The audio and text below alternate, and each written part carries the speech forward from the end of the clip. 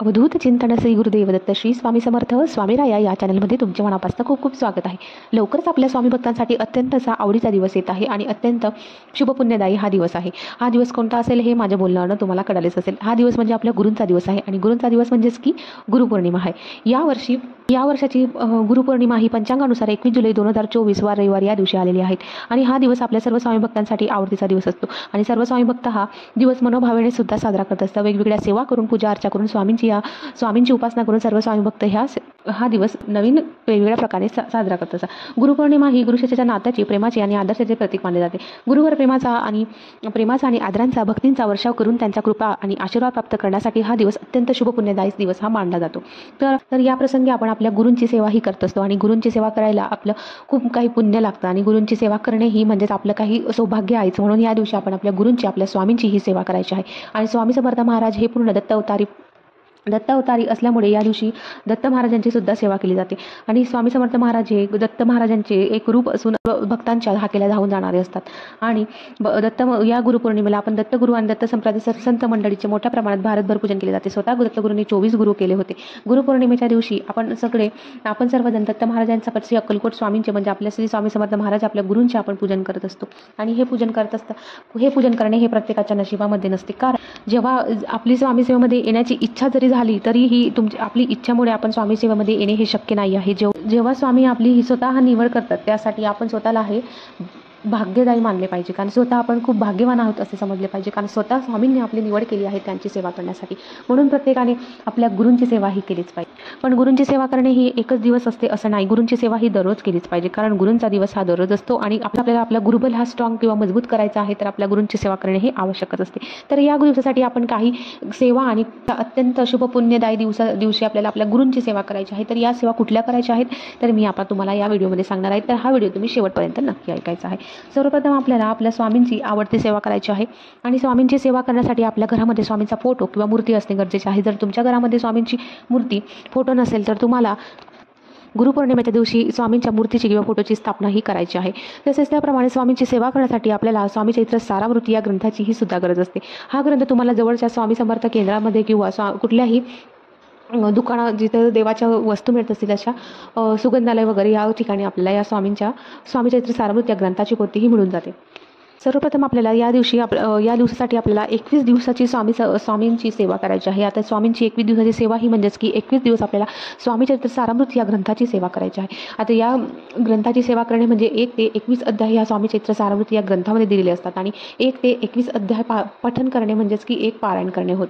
तसेच आपल्याला गुरुपौर्णिमेनिमित्त आपल्याला 21 पारायण करायचे आहेत आणि 21 पारायण जर तुम्ही करणार आहात तर तुम्हाला संकल्प करणे हे गरजेचे आहे. जर तुम्हाला तुमची इच्छा पूर्ण करण्यासाठी जर तुमच्या कुठल्या इच्छा असतील तर तुम्हाला यासाठी संकल्प करणे हा गरजेचा आहे. आणि जर तुम्हाला निस्वार्थपणाने जर स्वामींची फक्त भक्ती करायची असेल तर यासाठी तुम्हाला कुठला संकल्प करण्याची गरज नाही आहे. त्याप्रमाणेच तुम्ही नित्यसेवा जर करत असाल तरीही तुम्हाला स्वामींचा संकल्प करणे हे आवश्यक नाही आहे. म्हणजे तुम्ही स्वामींचा हा संकल्प तेव्हा करायचा नाही आहे की म्हणजे तुम्ही जर नित्यसेवा करत असाल तर नित्यसेवेला सुद्धा तुम्हाला संकल्पयुक्त सेवा करायची नाही आहे. तुम्ही विना संकल्प करता सुद्धा नित्यसेवा ही करू शकतात. जर तुम्हाला तुमच्या मनावरल्या इच्छा काही संकट असेल तर ते तुम्हाला पूर्ण करायची असतील इच्छा तर तुम्हाला हा संकल्पयुक्त ही सेवा करायची आहे. ही सेवा तुम्हाला करताना 1 ते 21 अध्याय तुम्हाला एका बैठकीमध्ये वाचायचे आहे. एका बैठकीमध्ये वाचणे जर तुम्हाला काही कारणास्तव शक्य होत नसेल तर तुम्हाला दिवसभरामध्ये 3 किंवा 7 असे अध्याय तुम्हाला दिवसभरामध्ये वाचायचे आहेत आणि एक पारायण तुम्हाला एका दिवसामध्ये पूर्ण करायचे आहे. असे तुम्हाला 21 पारायण हे करायचे आहे. आणि जर तुम्हाला 21 पारायण करताना काही जर अडचणी आल्यात किंवा काही मासिक धर्म वगैरे आला तर तेवढे दिवस तुम्हाला वगळून घ्यायचे आहे. तेवढे दिवस तुम्हाला ही सेवा बंद ठेवायची आहे आणि ते दिवस पूर्ण झाल्यानंतर तुम्हाला परत ही सेवा चालू करायची आहे. मग या सेवेला तुम्हाला ही सेवा जर तुमची गुरुपौर्णिमेनंतर सुद्धा सुरू राहिली तरी काही हरकत नाही आहे. कारण आपण स्वामींचीच सेवा करतो, आपल्या गुरूंचीच सेवा करतो आहे. तर त्याला तरी वाटतं की सेवेमध्ये आपण कुठलंही मोजमाप न करताही आपल्या शुद्ध अंतःकरणाने स्वामींची सेवा ही करायला पाहिजे. जर तुमच्या काही इच्छा ह्या पूर्ण होत नसतील, बऱ्याच लोकांना वाटतं की आपण एवढी भक्ती करतो पण स्वामी आपल्या ह्या इच्छा कधी पूर्ण करत नाही. पण असं मानून न घेता आपण स्वामींची सेवा ही सुरू ठेवायला पाहिजे. कारण आपले स्वामी हे आपल्यासाठी जे काही चुकीचं आहे ते आपल्याला कधीच देत नाही आणि जे आपल्यासाठी योग्य आहे तेच आपल्याला स्वामी आपल्याला आपले देत असतात. म्हणून कुठलीही मनामध्ये शंका न ठेवता आपल्याला निशंक म्हणजेच की कुठल्याही शंका मनात न आणता स्वामींची सेवा आपल्याला करायची आहे. त्याचप्रमाणे आपली ही सेवा झाल्यानंतर आपल्याला अजून एक सेवा स्वामींची करायची आहे, ती म्हणजे 11 माळी श्री स्वामी समर्थ या षडाक्षरी मंत्राचा आपल्याला जप करायचा आहे. हा जप तुम्हाला 21 दिवस करायचा आहे. 21 दिवस म्हणजे गुरुपौर्णिमेपर्यंत करायचा आहे. गुरुपौर्णिमेपर्यंत तुम्हाला दररोज 11 माळी श्री स्वामी समर्थ या मंत्राचा जप करायचा आहे. तसेच तुम्ही 1.25 लाख श्री स्वामी समर्थ या मंत्राचा जपसुद्धा करू शकतात.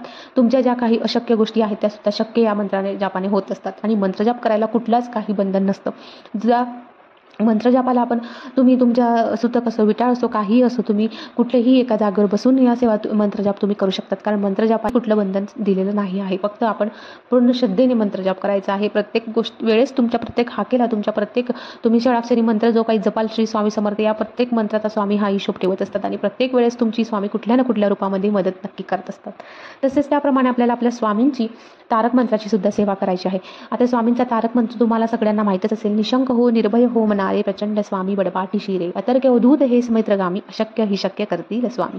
अशक्य ही गोष्टी शक्य करण्यासाठी जर तुम्हाला सेवा करायची असेल तर ती म्हणजे की आपल्या स्वामींचा तारक मंत्राची सेवा होय. काही वेळेस जे आपल्या नशिबामध्ये नसतं ते सुद्धा आपल्याला जर शक्य करायचं असेल तर तुम्हाला स्वामींची सेवा ही करणे अनिवार्य आहे. म्हणजे स्वामींची सेवा ही आपण करायलाच पाहिजे. बऱ्याच वेळा आपल्याला जे नशिबात नसतं ते सुद्धा आपल्याला या स्वामी सेवेमधून मिळत असतं.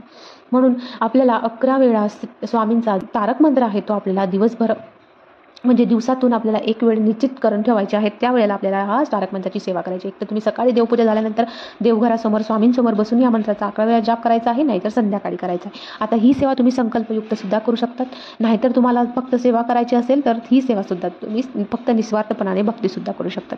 जे तुमच्या घरामध्ये अगरबत्ती लावून जर ही सेवा करत असतात तरी त्या अगरबत्तीची जी रक्षा पडेल ती रक्षा तुम्हाला त्याच्या जी व्यक्ती आजारी असेल किंवा ज्या व्यक्तीला नजरबाधा वगैरे काही झालं असेल तिला तुम्ही ती रक्षा लावू शकतात.